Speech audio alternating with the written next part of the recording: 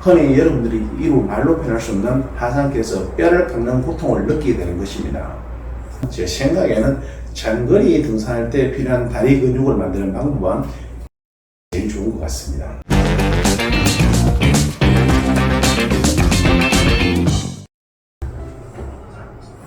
안녕하세요. 반갑습니다. 오르다 트레킹입니다. 이번 영상은 산을 다니는 사람들이라면 누구나 관심이 있는 무릎 이야기인데요. 제가 등산을 해오면서 가장 많이 받는 질문 중에 하나가 등산하고 이런 것하고 무릎에 관한 내용인데요. 등산하는 조만간에 기회가 되면 한번 해드릴 테니까 등산화 구입을 준비 중인 분들은 구독, 알람 해주시면 참고될 만한 내용을 곧 전해드리겠습니다. 먼저 요즘 설악산이나 지리산 또 몇 개의 산을 묶어서 장거리 코스를 일부러 만들어서 무슨 유행처럼 냈다 달리는 식의 산행을 많이들 하던데, 우리 인간의 신체 조직은 뭐든 지나치게 되면 반드시 손상을 입게 됩니다. 또 회복하는 시간이 꼭 필요하기 때문에 휴식 없이 연속적인 장거리 산행은 당장은 산을 잘 타는 것으로 보이지만 분명히 나중에 대가가 따르지 않을까 하는 생각입니다. 무릎에 관한 내용이 조금 생각나서 제 생각을 한번 전해보겠습니다. 분명히 먼저 말씀드리지만 제가 의학적 지식이 있는 사람도 아니고 특별히 무릎 부분을 연구하거나 배운 게 아니기 때문에 전문가들이 보셨을 때 이론적으로 얼토당토 알 수도 있지만 그래도 걷는 거에 대해서는 어느 정도 일가견이나 경험이 많기 때문에 금방지지만 감히 제 영역을 넘어서 한 말씀 드려보겠습니다. 일단 먼저 꼭 지켜주셔야 되고 몇 번을 강조해도 부족하지 않은 하산길에서 가장 중요한 부분, 뛰어서 내려가거나 무릎에 충격이 갈 만큼 쿵쿵거리고 보석을 크게 해서 급하게 내려가지 말라는 것 너무나 잘 알고 있기 때문에 아주 기본적인 내용이죠. 근데 이 기본적인 내용을 여러분들이 하산길에서 잘 지키고 있는지 생각을 해보셔야 됩니다. 하산길에서 급하게 내려가는 이유는 딱 하나, 시간에 쫓기기 때문입니다. 그래서 항상 산행을 조금 일찍 시작하고 하산 시간을 넉넉히 계산하는 습관을 가지는 게 좋습니다.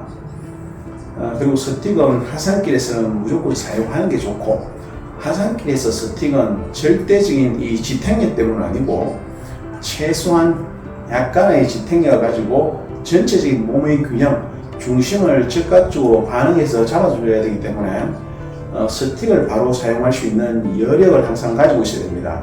쉽게 말해서 짚는 데만 너무 많은 비중을 두면 안 된다는 거.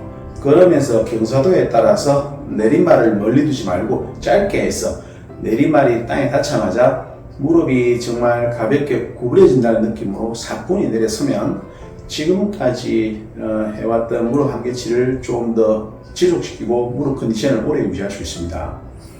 사실 등산에서 올라갈 때나 등산에서는 특별한 보행법이 있는 것은 아닙니다.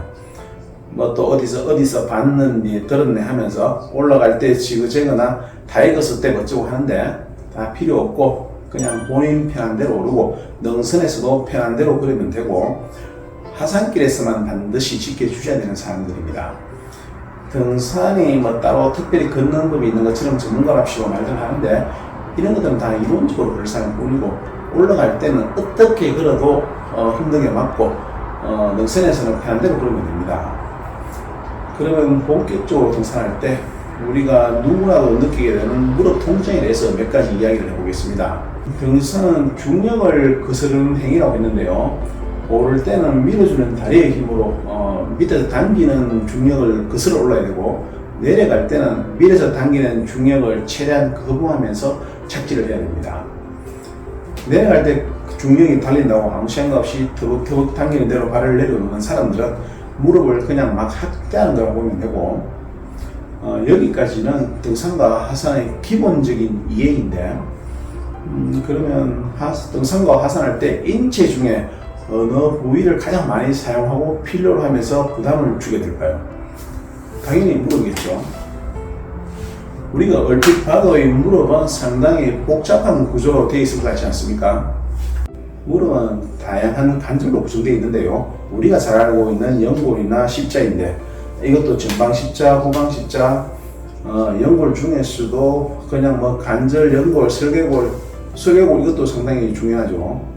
그리고 반월판, 이런 복잡한 구조물들이 합심해서 서로 보완하고 분산해 가면서 기능의 역할을 수행하고 있습니다. 평소에 무릎을 사용하는 환경이나 선천적으로 타고난 상태에 따라서 무릎을 형성하고 있는 구성원들이 하나씩 기능을 소진하거나 다치게 됨으로써 통증을 느끼게 되는 것인데, 이 모든 것이 기본적인 일상에서는 못 느끼지만 산에 가서는 무릎 구성원 각자의 한계점에 도달하게 되고, 또 결국 한계치가 하나씩 드러나면서 하산길에서 피할 수 없는 고통을 느끼게 되는 것입니다.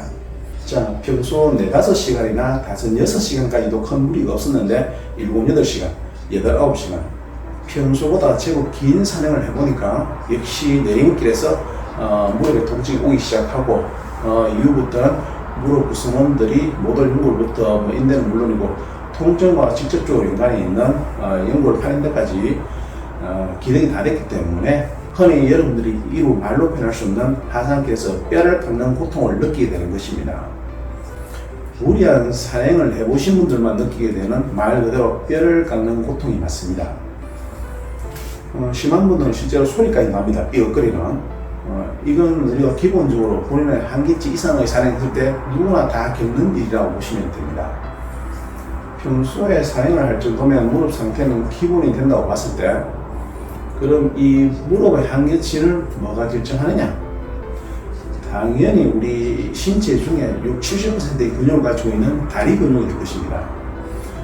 그리고 하중의 근본이 되는 몸의 무게, 즉 몸무게를 말하죠.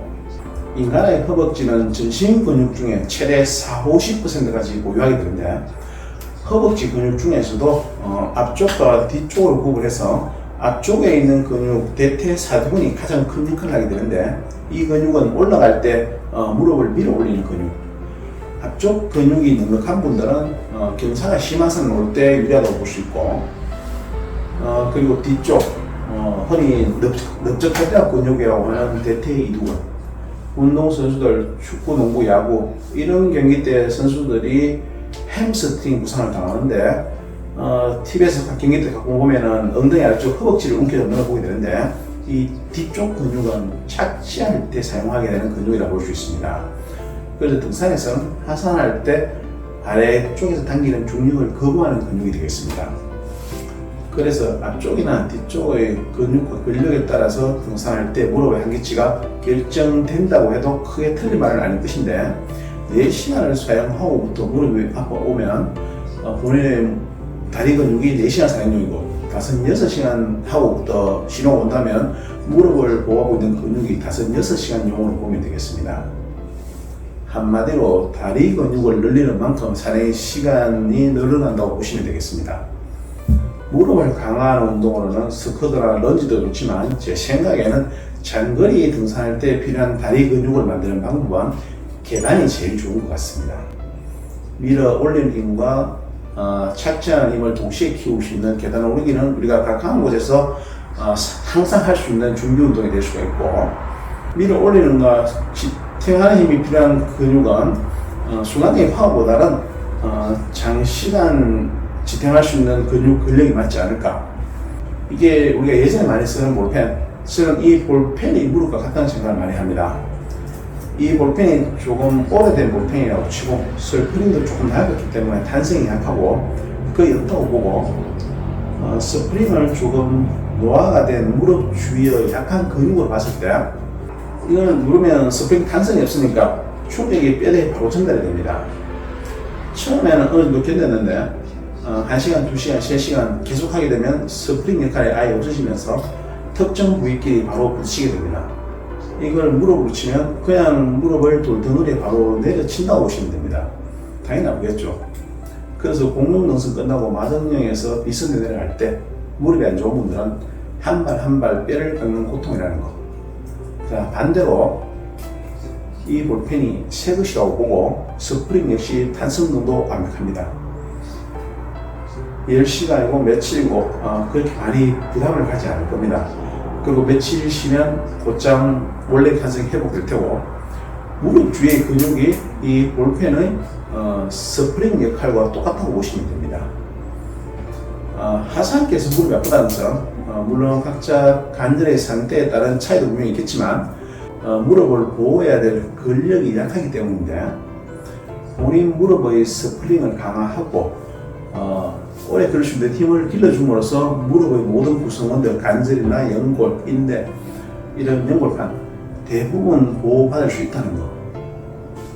또 하나 중요한 것은 무릎의 구성품들이 걷는 양을 잊어먹지 않고 기억할 수 있도록 자주 걸어주는 것. 그래서 가장 좋은 방법은 등산을 꾸준하게 걸지 않고 산에 가는 겁니다. 일주일에 2번 정도. 또 나이에 따라 다르겠지만 나이가 들수록 등산을 한번 쉬게 되면 원래대로 끌어올리는 것은 쉽지 않다는 거. 그래서 무릎을 오랫동안 꾸준히 관리하기 위해서는 등산을 오래 해주면 좋고, 또 무릎 보호대 같은 건 올라갈 때는 필요 없고, 사실 내려갈 때는 확실히 보호가 되는데 심리적 안정감도 있고 또 이렇게 꽉 잡아주기 때문에 무릎의 비틀림을 억제해 줌으로써 불필요한 에너지, 스트레스를 줄이는 효과도 있습니다. 우리가 하루 산행으로 보통 2만, 3만 보 이상 걷게 되는데 무릎 근육이 이 3만 보의 구부림을 버텨낼 때 무릎 구조원들의 손상을 충분히 막아낼 수 있습니다. 비전문가 입장에서 만든 영상이기 때문에 틀린 부분이 많이 있을 수 있습니다. 그래도 이 영상이 여러분의 산행과 무릎을 오래 유지시키는데 작은 도움이 되었을 겁니다. 오늘도 감사합니다.